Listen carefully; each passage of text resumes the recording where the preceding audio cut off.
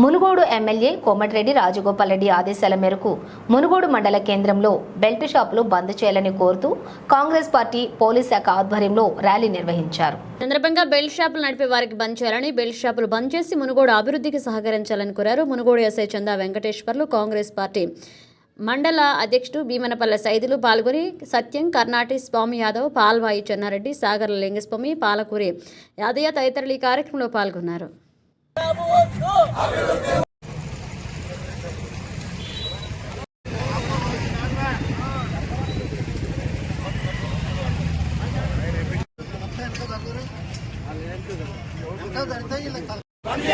Belt షాపులు మునుగోడు అభివృద్ధి చెందాలంటే రాజగోపాల్ రెడ్డి గారి నాయకత్వం,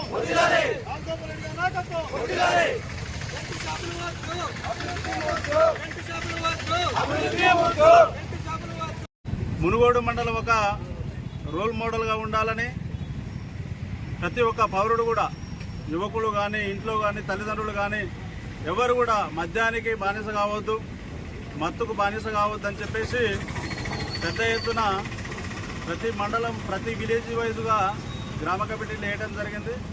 దానిలో భాగంగానే ఈరోజు మునుగోడులో మన సోదరులందరూ కలిసి మద్యపాన నిషేధము, అదేవిధంగా గంజాయి కూడా నిషేధించాలని చెప్పేసి ప్రతి ఒక్కరూ దీనికి సహకరించాలని చెప్పేసి ఈ విలేజ్లో ప్రతి ఇంటికి తిరగడం జరిగింది.